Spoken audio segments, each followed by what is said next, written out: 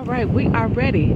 Hi, guys. This is Jerry Hudson bringing you another great subject for the writers. And today we're talking about sibling rivalry. You're going to have a great time. And I'm going to let her introduce herself as she looks marvelous. It's the day after Juneteenth. It is, in fact, June 20th, 2025. Why don't you speak? Good afternoon, everyone. My name is Elder Mother Paula Watson. All right. And I'm going to be speaking today on sibling rivalry. Whoa. Go on. Okay. Let them know what you know. All right, now, on having different brothers and sisters, we should show respect for each other.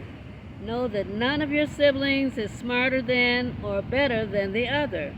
Also, we shouldn't be critical of each other because of any mistakes our brothers and sisters have made. We all make mistakes. Whoa. When we see that we are facing challenges and they are facing challenges, we should go to them privately.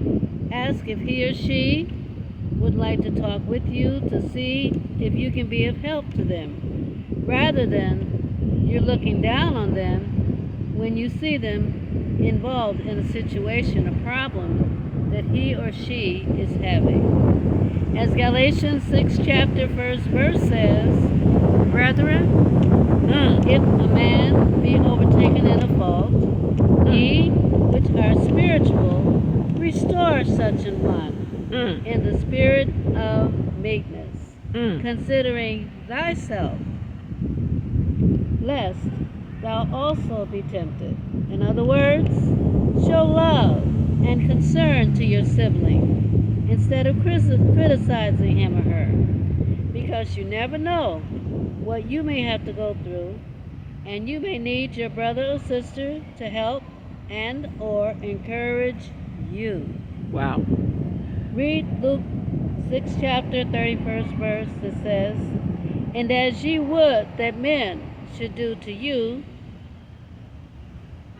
do also to them. Whoa. Likewise. Well, so you're saying that especially when it comes to the siblings, these are the people that we have share at least a parent with, that we should be treating them, and most times two parents, but we should be treating them with respect, and we should be talking to them versus criticizing. We know that it's easy to find fault, particularly because we spend so much time with our siblings. We know everything that's wrong with them. So you're saying, hey, how about you learn something that's right for them and right with them and do that? That's right, because you could be of help to each other. Whoa, okay. You said to raise each other up, to go to each other privately. It's hard because, listen, Elder, I want you to respond to this. It's very difficult because so many times we believe that we know what our sibling is supposed to be doing, and of course they know what we're supposed to be doing. How about that? What's wrong with that? Well, you can't make a person do something if they don't want to do it. And they can't, and look, and they not gonna make you do nothing you don't want to do. So That's listen, right. And I say this to end it out, or she's gonna end it out, but this is what I also want to share. First of all, you don't make your siblings. You cannot make for yourself a sibling. Right. There's no way in this experience that we're in, for you can make yourself children, you can make husbands, wives, you can make friends, but you cannot make siblings. So you need to look at that. That is something chose by the Creator, by the universe. That is somebody that is here on the journey with you. It's not going to be, you're not going to always agree with them, but that is something that you've got to know that is spiritual. Why don't you end the video?